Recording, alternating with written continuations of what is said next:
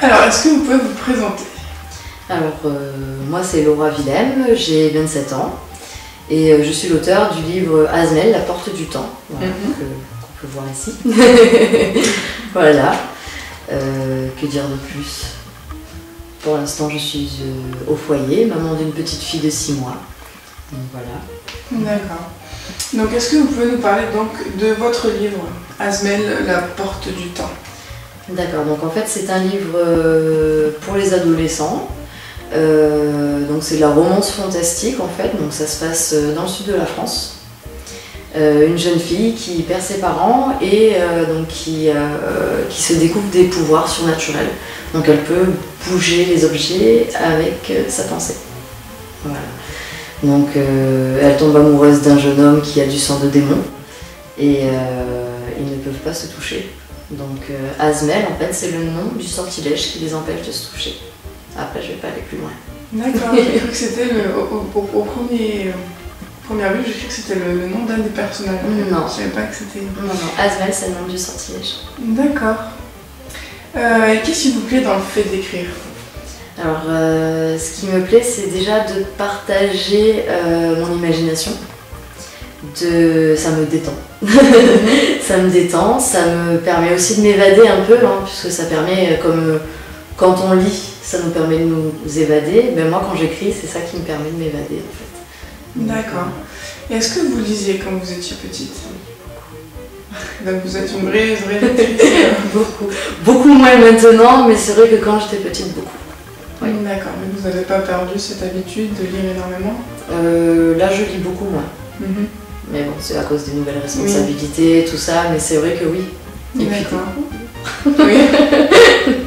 Et du coup, comment vous êtes mis à écrire? Alors, en fait, ça a commencé quand j'étais au collège. Donc, des petites pertes de temps, je savais pas trop quoi faire, tout ça. Et puis, je me suis toujours inventé un petit peu des petites histoires, tout ça. Donc, du coup, à les mettre sur le papier. Des petites nouvelles, tout ça.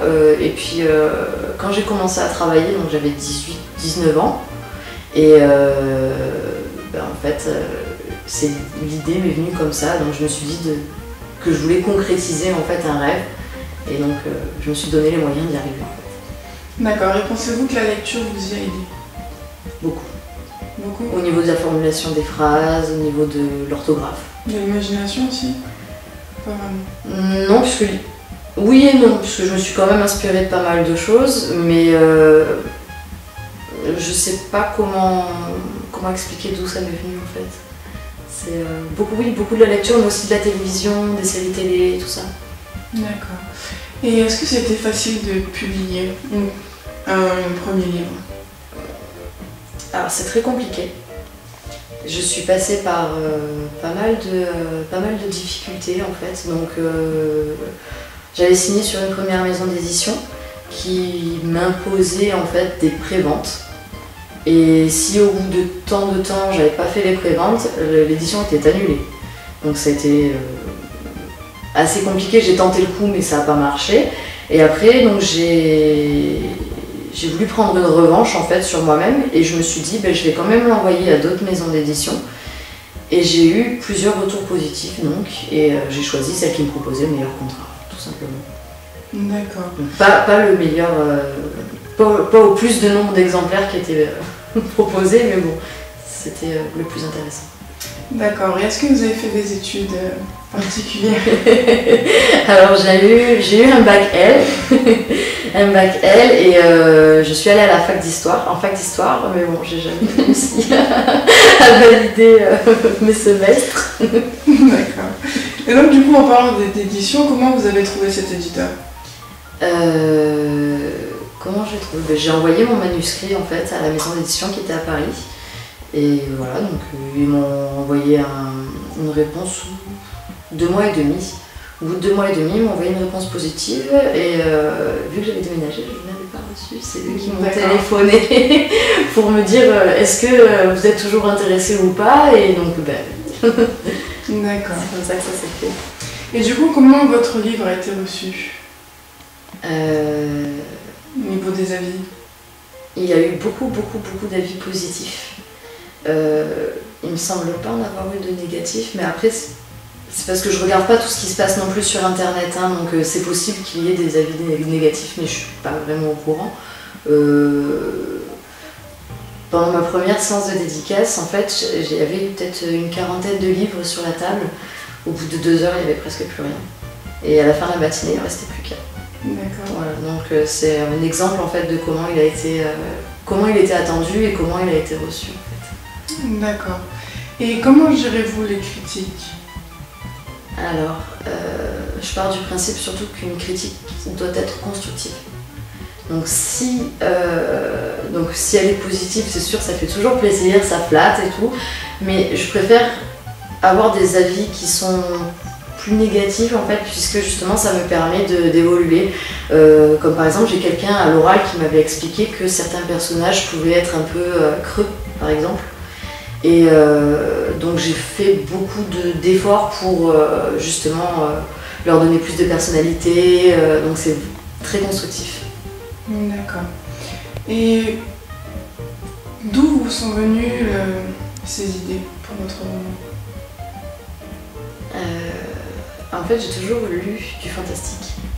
J'ai toujours apprécié ce genre de lecture et j'avais envie de donner en fait l'envie de lire à plus jeune que moi. Et on va dire que je me suis beaucoup identifiée, beaucoup attachée au personnage que j'ai créé. Et en fait, les idées me sont venues tout naturellement en fait, en lisant d'autres livres fantastiques, c'est arrivé comme ça en fait. Et on va dire que je travaillais dans un cadre, en fait je travaillais au Couvent Royal à Saint-Maximin. Et le cadre s'y prêtait vraiment beaucoup aussi. Donc beaucoup d'inspiration là-bas. D'accord. Comment décrirez-vous votre manière d'écrire? Simple. Droit au but? Étant donné que c'est un public qui est assez jeune, je me suis dit qu'il fallait pas non plus trop compliquer l'écriture. Donc j'ai écrit quelque chose qui était très facile à lire. Et c'est la seule chose que je peux dire là-dessus. Et combien de temps vous avez mis pour écrire ce livre? Disons que j'ai mis à peu près 5 mois à écrire le gros du livre. Après j'ai mis 2 ans à le peaufiner, corriger les erreurs d'orthographe, tout ça. Il a été publié et aujourd'hui je recommence donc à le corriger. Donc ça met vraiment, je l'ai écrit à 18 ans, 19 ans, j'en ai 27 aujourd'hui et je corrige encore des passages aujourd'hui. Donc c'est vrai qu'on peut dire que ça met beaucoup de temps quand même. C'est un travail continu. Oui. D'accord. Et du coup, est-ce que vous avez un petit conseil aux petits écrivains en herbe? Ne jamais lâcher l'affaire. Toujours avoir l'espoir d'y arriver et surtout ne jamais abandonner parce que on sait jamais. À force de persévérance on perce. Enfin, au moins avoir le plaisir de l'avoir dans ses mains et le plaisir d'aller dédicacer, de partager cette passion avec d'autres et ça c'est vraiment très important. D'accord. Très important. Et donc du coup, pour clôturer cette interview, est-ce que vous pouvez décrire votre métier d'écrivaine en 5 mots? De la rigueur, de la persévérance et beaucoup d'imagination. C'est tout ce qu'il faut en fait. D'accord. D'accord, ben, tout est bien qui finit bien. Voilà, ben, écoutez, j'ai plus de questions, j'ai tout ce qu'il me faut. Et puis voilà, c'est fini. Donc merci de m'avoir accordé cette interview et puis je vous souhaite que de bonnes choses pour la suite. Puis vous aussi. Merci. Bonne continuation.